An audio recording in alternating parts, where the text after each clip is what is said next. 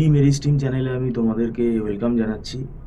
তোমরা যারা এই 2026 সালে হায়ার সেকেন্ডারি পরীক্ষায় পাস করেছো, 10+2 যারা দিয়েছো, তোমরা অনেকেই হয়তো বিসিএ কোর্স করবে হয়তো প্ল্যান করেছো। আহ, তোমরা এটাও জানো যে এখন আমাদের বিসিএ কোর্স 4 বছরের হয়ে গেছে এবং এখন এই সিলেবাসটা নতুন সিলেবাস, নতুন একটা পুরো ফরম্যাট। তাই বিসিএ সিলেবাসের পুরো ডিটেলসটা তোমাদের আগে থেকে জেনে রাখা দরকার। এবং তোমরা যদি ওয়েস্ট বেঙ্গলে ম্যাকআউট ইউনিভার্সিটির আন্ডারে বিসিএতে অ্যাডমিশন নিতে চাও, তাহলে নির্দিষ্ট ওয়েবসাইট থেকে তোমরা সিলেবাসটা দেখতে পাবে। এবং আমি তোমাদেরকে যেটা এর আগেও বলেছি যে আমাদের এই ফার্স্ট সেমিস্টারটা নতুন, যেহেতু যারা দেখো বিসিএ যখন করতে আসছো, এটা একটা মানে হায়ার সেকেন্ডারির পরে একটা নতুন ব্রাঞ্চ। স্কুলে কম্পিউটার সায়েন্স বা কম্পিউটার অ্যাপ্লিকেশান যেটা করেছো তার সাথে কিন্তু এটা আকাশ পাতাল তফাৎ, কারণ এটা একটা গ্র্যাজুয়েশন লেভেলের কোর্স। এবং এখানে প্রথমেই কিন্তু সাবজেক্টগুলো নতুন মনে হতে পারে। আমি তোমাদের ফার্স্ট সেমেস্টারের যে পেপারগুলো আছে সেটা আমি বলে দিচ্ছি। ফার্স্ট সেমেস্টারে তোমাদের foundation course mathematics foundation to computer science বলে যে সাবজেক্টটি আছে, এটা আমরা ডিসক্রিট ম্যাথস বলি, ঠিক আছে? কারণ এর মধ্যে আমাদের গ্রাফ থিওরি, রেকনসিলেশন, তারপরে এর মধ্যে সেট, রিলেশন, ম্যাপিং, তো এই ধরনের চ্যাপ্টারগুলো থাকে।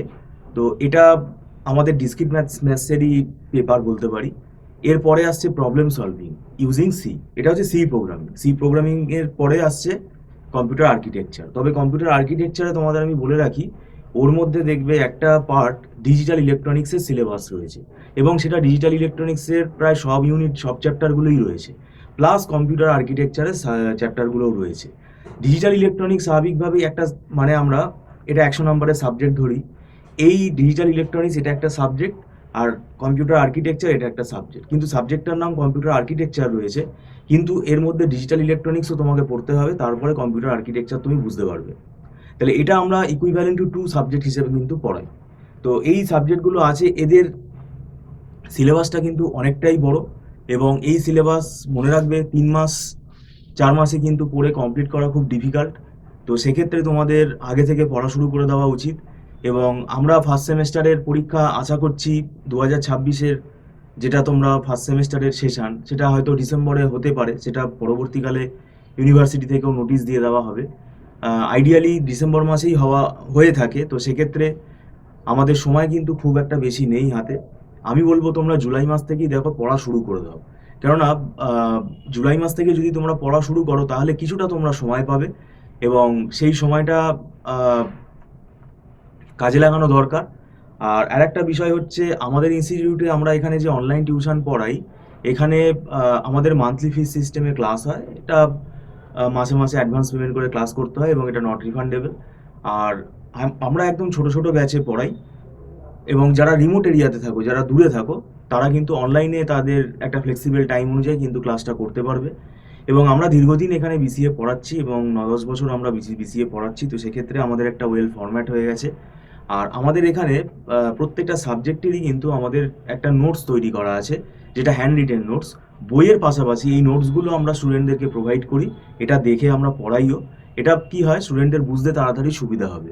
কতগুলো ধরো নিউমেরিক্যাল ধরো আমরা এখানে করিয়ে রেখেছি, সেগুলোর টেকনিকগুলো, স্ট্র্যাটেজিগুলো কিন্তু যাতে স্টুডেন্ট ভুলে না যায়, সেইভাবে আমরা কিন্তু নোটসটা তৈরি করেছি। কেননা প্রকৃতপক্ষে এক একটা সাবজেক্টে 2-3টে করে মাল্টিপল রেফারেন্স বই আছে, সেটা স্টুডেন্টের পক্ষে কেনা সম্ভব না। তারা রেফারেন্স হিসেবে একটা বই রাখতে পারে, কিন্তু বাকি যে বইগুলো সেগুলোও কিন্তু পাশাপাশি খুব ইম্পর্টেন্ট। বিভিন্ন বইয়ের মধ্যে বিভিন্ন রকম টপিকের কিন্তু ইম্পর্টেন্স আছে, সেটা আমরা ওই জন্য নোটস তৈরি করে রেখেছি। এই নোটসগুলো আমাদের স্টুডেন্টদেরকেই আমরা প্রোভাইড করি। আমরা ধরে পড়াই, কনসেপ্ট বেসিসে পড়াই। সেই জন্য পরীক্ষার দেখো 2 মাস আগে, 1 মাস আগে কিন্তু আমরা স্টুডেন্ট অ্যাডমিশন নেই না। এখন এই সময়টা আছে, এই সময়টা পাওয়া যাচ্ছে। ব্যাচ শুরু হয়ে গেলে 1 মাস 1.5 মাস ক্লাস হয়ে গেলে তখন কিন্তু অসুবিধা হয়। তো সেক্ষেত্রে তোমরা আগে থেকে যোগাযোগ করতে পারো। একান্তই যারা লেটে আসবে, আমাদের একটা রেকর্ডিংয়ের ফেসিলিটি আছে, রেকর্ডিং ক্লাস, সেটা টার্মস অ্যান্ড কন্ডিশনের বেসিসে পারচেস করতে হয়, সেটা তোমরা সেই ফেসিলিটিটা পরে নিতে পারো।